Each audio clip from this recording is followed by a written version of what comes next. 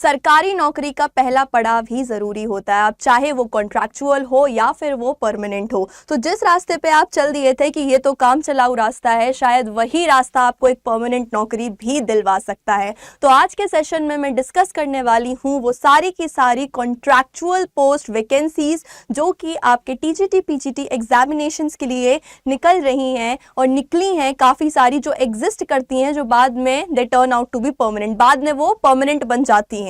तो यहाँ पे कितना हेल्पफुल होने वाला है आपके लिए ये सेशन। तो चलिए स्टार्ट करते हैं और एलिजिबिलिटी क्राइटेरिया देखेंगे, साथ ही साथ एज लिमिट और जो सैलरी है, अलाउंसेस के साथ साथ सैलरी होगी, तो आपको मैं सिर्फ सैलरी बता दूंगी, अलाउंसेस आप देख लेना, ठीक है।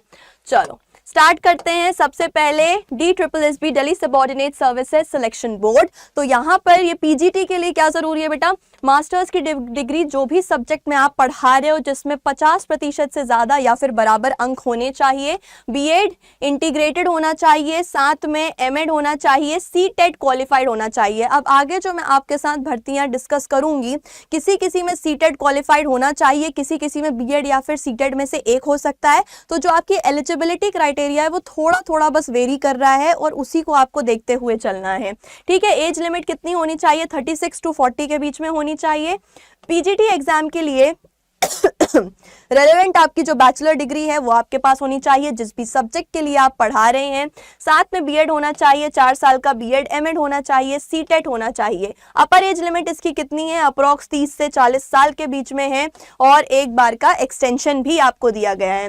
कॉन्ट्रैक्चुअल रेट्स पे रहता है, इसका जो सैलरी वो जो वेरी करता है दैट इज 30,000 से 40,000 के बीच में इसकी सैलरी वेरी करेगी, साथ ही साथ उसके अलाउंसेस। चलो नेक्स्ट हम डिस्कस करेंगे केंद्र विद्यालय संगठन के बारे में, KVS और PM श्री केंद्र विद्यालय।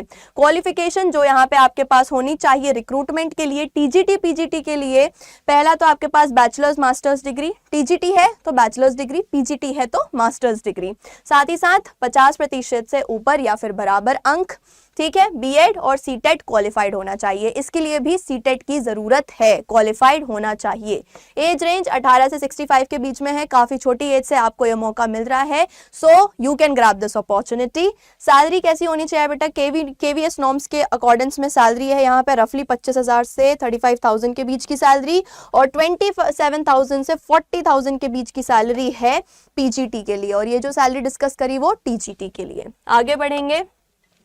नवोदय विद्यालय समिति NVS, बैचलर्स डिग्री में हमेशा कितने आने चाहिए, कम से कम 50 से तो ज्यादा ही आने चाहिए। इतनी अच्छी पढ़ाई कर लो कि 50 से ऊपर तो नंबर ले ही आओ, है ना।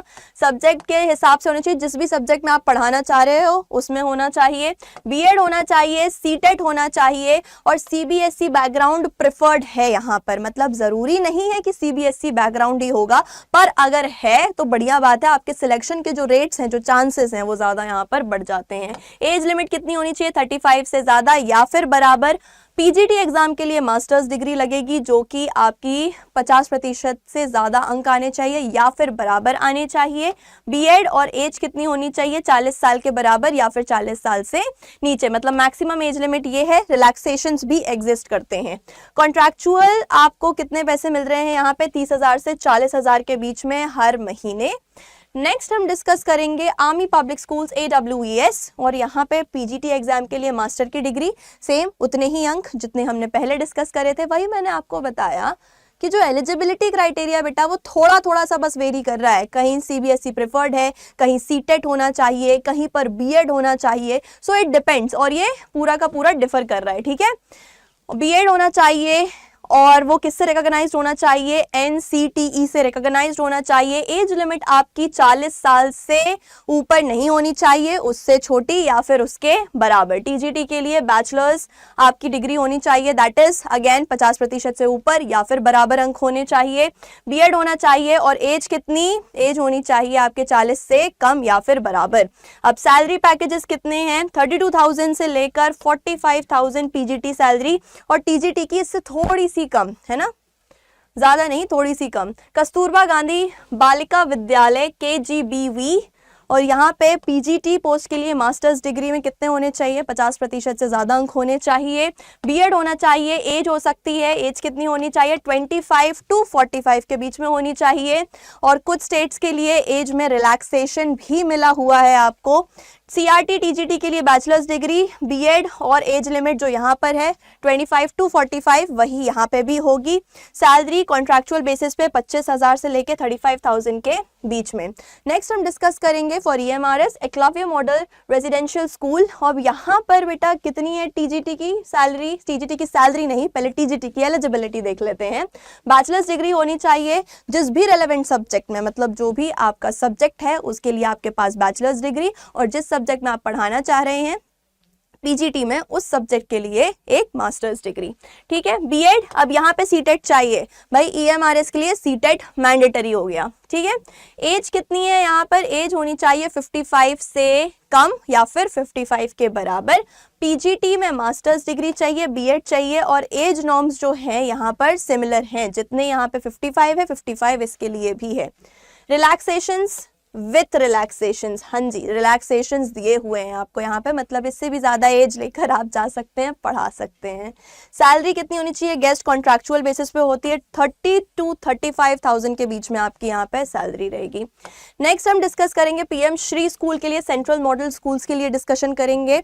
अब यहाँ पे क्या सीटेट ज़रूरी है, देखो बीएड के साथ सीटेट है, कई जगह पे आपको BEd/सीटेट दिया हुआ होगा, बट यहाँ पे साथ में सीटेट दिया है, मतलब ये दोनों की दोनों चीजें चाहिए। ये भी KVS मॉडल को फॉलो करता है, सेम जैसा KVS के लिए एलिजिबिलिटी क्राइटेरिया रहेगा, PM श्री स्कूल्स के लिए भी एलिजिबिलिटी क्राइटेरिया वही का वही रहेगा।